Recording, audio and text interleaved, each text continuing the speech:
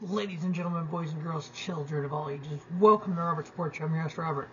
All right, we just got done with the Super Bowl. The NFL season has come to a close, but we are not done with football. That is right. We have XFL, CFL, and USFL all coming this summer on Robert Sports Show as well, obviously. In the Football League, we're going to try to preview each and every week, do the picks like we've done in the past. This is just a little topic about what could happen if these three XFL, CFL, USFL work together. And I'm not saying work together as in playing each other, but I mean still have a relationship where you can maybe have Canadian teams come to the U.S. and vice versa. Something that CFL News had put out over the winter was that the CFL makes more money in the summer than they do the fall. I kind of thought about that for a little bit. I'm like, well, yeah, they go against the NFL, and people in the U.S., even people worldwide, were watching NFL first, and then the CFL second. I'm like, it's interesting.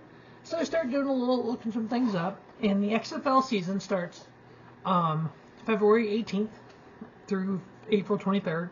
Their playoffs are April 29th through May 13th. The USFL starts April 15th, and the regular season ends on June 18th. June 24th and July 2nd are their playoffs. The CFL begins in June 8th through October 28th, and then the playoffs begin November 5th, and the Grey Cup is November 19th.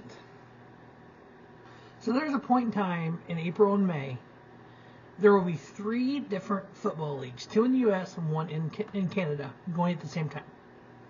And then in the fall, you figure from Labor Day through November, the Grey Cup, we have college on Saturday, we have NFL on Sunday, we have NFL on Thursday and Monday, we have CFL on Friday and Saturday. It's a lot of football. So I decided to go ahead and put little brain cells working and doing some things here. So I came up with a plan. CFL, USFL, and XFL, we're not going to play one another, but we're going to work together. We're going to have the CFL season run February 26th through regular season through July 30th. The postseason is August 6th through August 20th, so the Grey Cup is August 20th. The Grey Cup is the week before week 0 of the college football season. So we're skipping a week after the Super Bowl up until before college football starts. That is actually 26 weeks. The CFL season is 21 weeks plus the playoffs, which is a total of 23 weeks. So you can have extra bye weeks in there.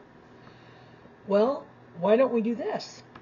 Why don't we have the first half of that be XFL, the second half of that be the USFL. That way we're all not competing against one another. Typically CFL games, there's a few Sunday games in there, but typically they're on Friday and Saturday. We can make XFL and USFL typically on Sunday and Monday. So that way there's football Friday, Saturday, Sunday, Monday. You don't have more than two leagues going up against one another, and you're completely away from the NFL and college. And what you could also do in this, you could have the CFL teams. I know CFL wants another presence in the U.S. They tried it once before and it didn't work. But if you work a relationship with USFL and XFL, maybe for instance you have Hamilton come to the U.S. Say you have Hamilton versus Ottawa. They play in the U.S. Say they play in St. Louis, the home of the BattleHawks. So you have Hamilton and Ottawa playing in the American Center Dome at St. Louis. You have the BattleHawks and, say, the Sea Dragons playing Hamilton. So now you're giving the Canadian fans a taste of American football in their country. You're giving the U.S. fans a taste of Canadian football in their country. You do 2 or 3 games a year. And then when it comes to the first half of the XFL season, when it comes to the USFL part of the season, maybe you do Winnipeg and BC in Birmingham and New Orleans in BC. Something like that. That way you kind of change it up a little bit so the Canadian fans get a taste of the XFL because it's a little different. And they get a taste of the USFL, which again is a little different. But the American fans get a taste of the Canadian Football League, which is completely a little bit different. So everybody gets a taste of the other one. And if you're not competing on TV rights against each other, maybe you've kind of created a few, more fans, and they tune in, and they're going to pick and choose. So what I would do is I would have the XFL season run February 19th through April 23rd for the regular season. Playoffs, April 30th through May 7th. On May 7th, you have the XFL title game. It's on a Sunday. Maybe you have the XFL, the CFL not run that Sunday, just run Friday, Saturday. So that way the only football on in North America that day is the XFL title game. You have the USFL run starting the week after the XFL title game, May 14th through July 23rd. Their playoffs are July 30th through April 6th. On the 14th of May, when the USFL season begins, maybe CFL has that weekend off, or they only play a Friday game or something. That way, the whole weekend is just USFL. Just like the XFL gets the first weekend on February 19th, the week before the CFL starts. Then the USFL playoffs through the 6th. Well, the weekend that the USFL does their championship game, which would be, I'm using 2023 dates, so August 6th. Yes, the playoffs for CFL begins that weekend, but you have CFL on Friday, Saturday, and then on Sunday you have the USFL. So again, there's no conflicting. If a fan wants to watch both, they can. Now, XFL, you have 10 games over 10 weeks plus two playoff weeks. USFL, you have 10 games over 10 weeks plus your 2 playoff weeks. For the CFL, you have 18 games over a 23-week period, but you're going to have some weeks where you're going to have, like if you don't, do limited games or something. Right now, it's 18 games over 21 weeks. So you're literally adding 2 weeks to the regular season, but you're not playing more games. Same number of games, just more off weeks. And for a total of 26 weeks to the playoffs and everything. So the CFL teams, for those of you who don't follow the Canadian Football League, the Winnipeg Blue Bombers, BC Lions, Calgary Stampeders, Saskatchewan Roughriders, Edmonton Elks. That is the West. The East is the Toronto Argonauts, the Montreal Alouettes, the Hamilton Tiger Cats, and the Ottawa Redblacks. The XFL in the South, we have the Arlington Renegades, the Houston Roughnecks, the Orlando Guardians, the San Antonio Brahmas. In the North, you have the DC Defenders, you have the Seattle Sea Dragons, the St. Louis BattleHawks, and the Vegas Vipers. In the USFL in the South, you have the Birmingham Stallions, the New Orleans Breakers, Houston Gamblers. So Houston has an XFL team and a USFL team. The Memphis Showboats. In the North, you have the Michigan Panthers, the Philadelphia Stars, the New Jersey Generals, and the Pittsburgh Maulers. Now, the XFL are going to be paying $5,000 per game for the season. The USFL pays $5,350 per game, plus a $400 weekly housing allowance. The CFL salary cap is $5.5 million, with a minimum salary of $70,000, and then they have 45 active players with a 46-man roster.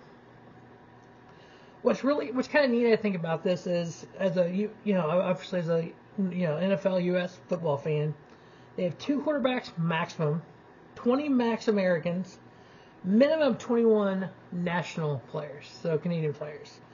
I like how they kind of break it down like that, so that way you don't have more of some and less than others and stuff.